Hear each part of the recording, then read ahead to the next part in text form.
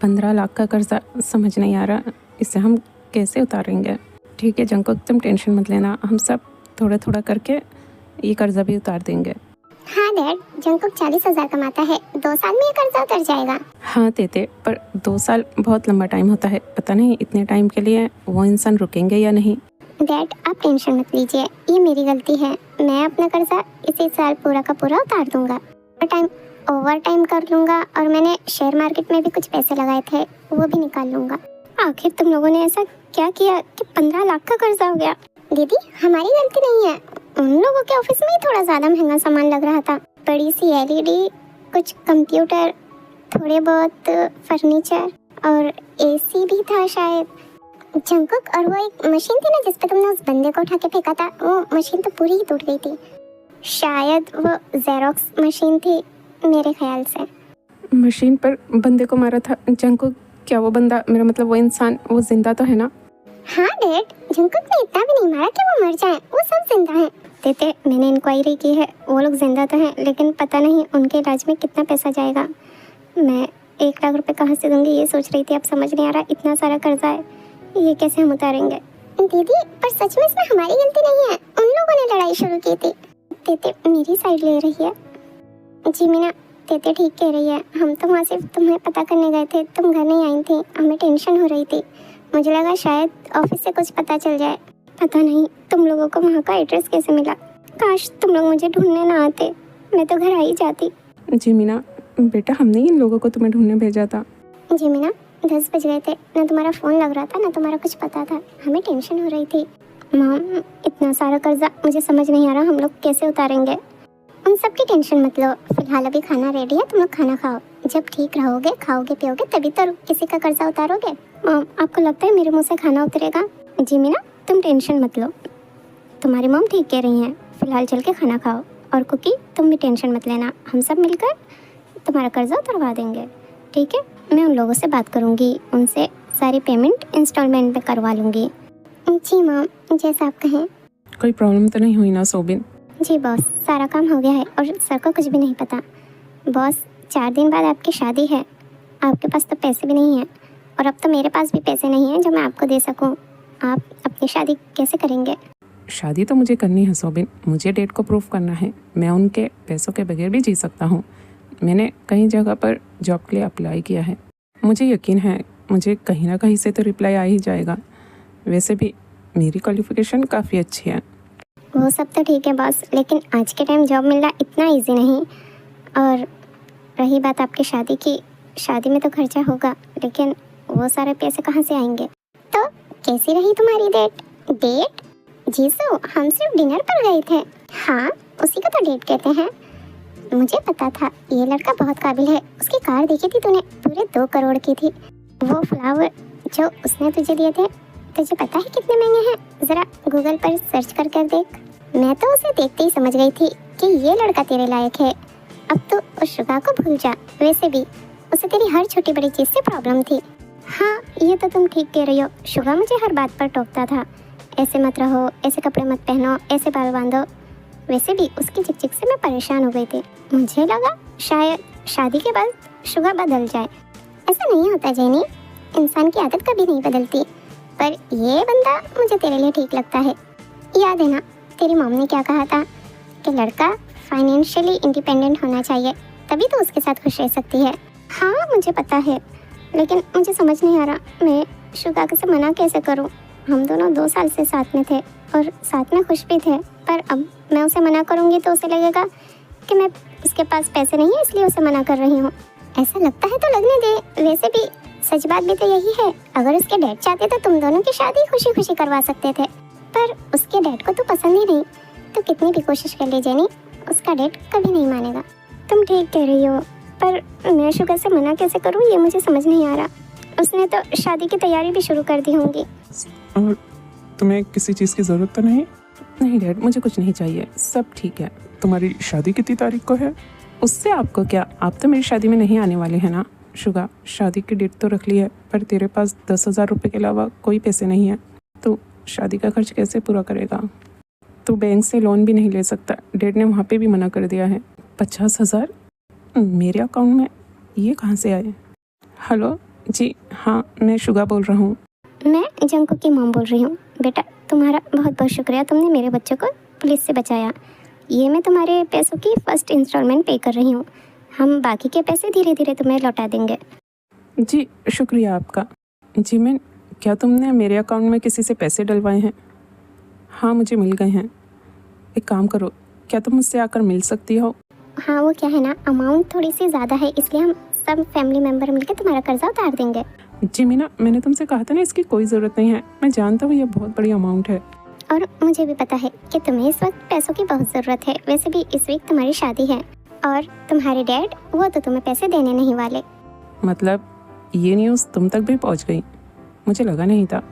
कौन सी न्यूज़? यही कि मेरे डैड ने मुझे अपनी प्रॉपर्टी से निकाल दिया है। नहीं, मैंने कोई न्यूज़ नहीं सुनी। दरअसल हमें इतना टाइम ही नहीं होता कि हम न्यूज़ सुने। मैंने तुम्हारे असिस्टेंट को कहते हुए सुना था कि तुम्हारे डैड तुम्हारी शादी के लिए एक भी रुपया नहीं दे रहे। पर कोई बात नहीं, हमसे जितना होगा हम तुम्हारे पैसे वापस कर देंगे। सच में जिमिना, मैं तुमसे ये पैसे लेना तो नहीं चाहता था, पर इस वक्त इन पैसों की मुझे बहुत ज़रूरत है। तुम्हारा बहुत बहुत शुक्रिया। शुगा, तुम क्यों शुक्रिया बोल रहे हो? ये तुम्हारे ही पैसे हैं। पर शुक्रिया तो हमें तुम्हारा करना चाहिए कि तुमने हमें इतनी बड़ी मुसीबत से बचाया। अगर तुम्हें कोई भी हेल्प चाहिए तो प्लीज़ मुझसे कहना। वैसे मुझे एक हेल्प तो चाहिए थी। तुम तो जानती हो मेरी शादी है और मुझे अपनी गर्लफ्रेंड के लिए वेडिंग ड्रेस खरीदना है, लेकिन मुझे समझ नहीं आ रहा कि मैं कहाँ से लूँ एक अच्छा वेडिंग ड्रेस जो मेरे इस वक्त के बजट में आ जाए। मिस्टर शुगा, आपने बिल्कुल सही इंसान से पूछा। मैं ऐसी जगह जानती हूँ, आप मेरे साथ चलिए, मैं आपको एक अच्छा सा वेडिंग ड्रेस सिलवाती हूँ। मॉम, बहुत थक गया हूँ, प्लीज़ मेरे लिए एक गिलास पानी ला दो। मिस्टर खरगोश, मैं तुम्हारी नौकर नहीं हूँ, पानी चाहिए तो खुद जा कर लो।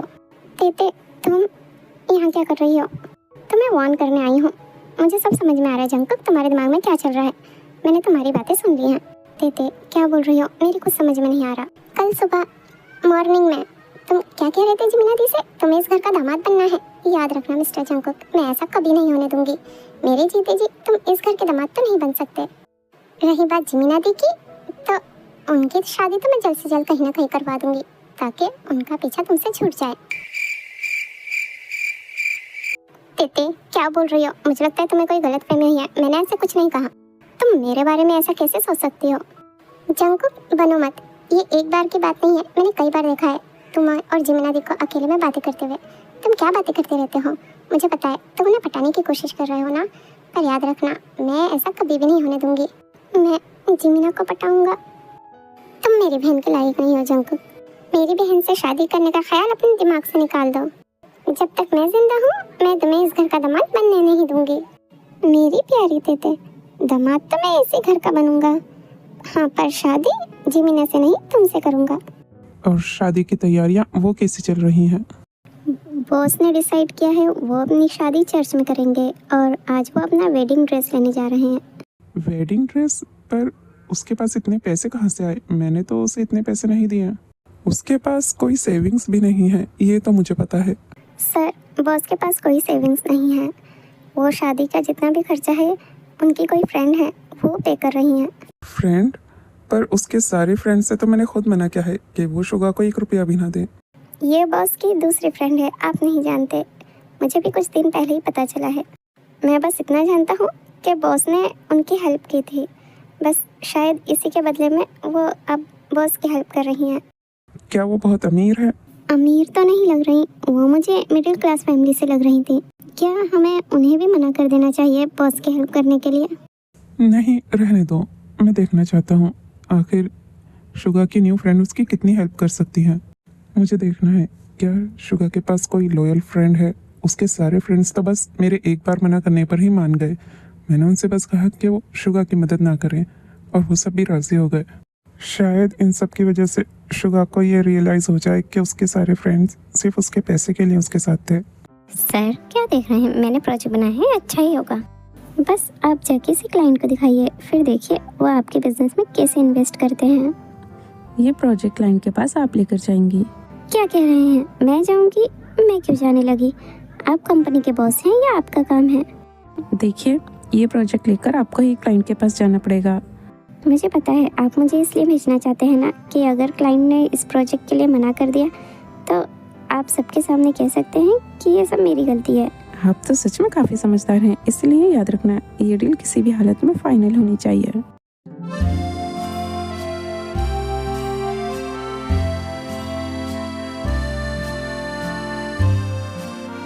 जी मीना, ये तो बहुत बड़ी शॉप है, तुम्हें लगता है यहाँ हमारे बजट में कोई वेडिंग ड्रेस मिल जाएगा? आप बस जाके ड्रेस पसंद कीजिए, पैसे की टेंशन मत लीजिए, वो मैं देख लूँगी।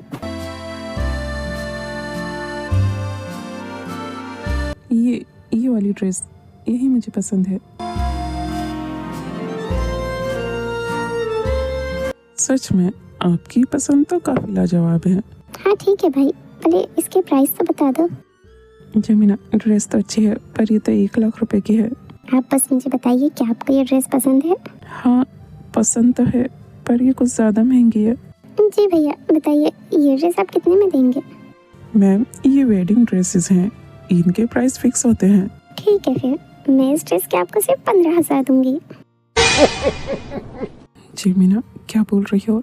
इतने कम में ये ड्रेस कैसे आ सकती है?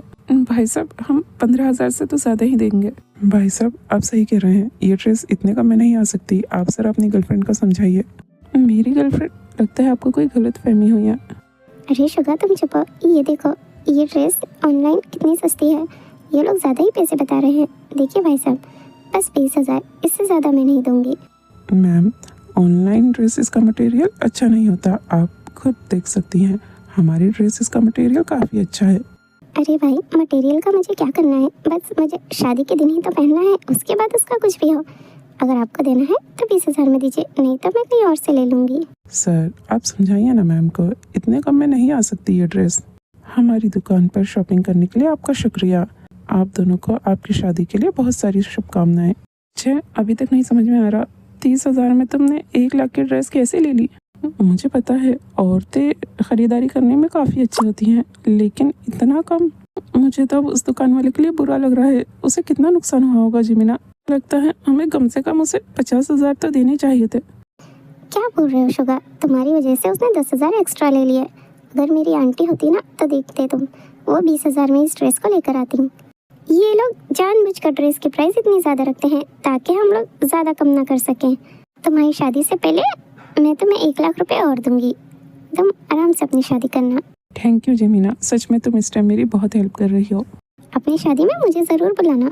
डैड मैंने इंजन से हाँ कह दी है जाने के लिए। थाईलैंड 4 दिन के लिए? हाँ डैड, अब मैं कोई बच्ची नहीं हूँ, मैं एक अडल्ट हूँ, मैं जा सकती हूँ।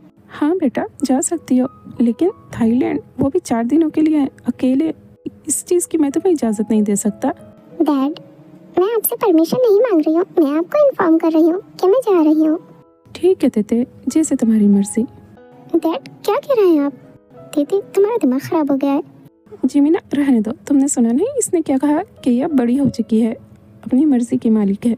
दीदी मैं तुमसे ज़्यादा बड़ी हूँ, तुमने आज तक कभी मुझे देखा है अपने दोस्तों के साथ इस तरह की ट्रिप पर जाते हुए? दीदी जिमिना ठीक कह रही है बेटा, हम तुम्हें ऐसे किसी के भी साथ नहीं भेज सकते। मॉम आप लोग हमेशा मेरे अगेंस्ट क्यों रहते हैं?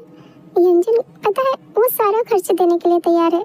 हाँ बेटा, यही तो सोचने वाली बात है कि वो तुम्हारे पैसे क्यों दे रहा है। अगर तुम्हें थाईलैंड घूमने ही जाना है तो हम सब चलेंगे, पर थोड़ा टाइम रुक जाओ, एक बार कुकी का कर्जा उतर जाए उसके बाद। तुम्हारे डैड ठीक कह रहे हैं तेते, अगर तुम घूमना जाना चाहती हो तो अपनी फैमिली के साथ चलना। मॉम आप लोगों का क्या प्रॉब्लम है?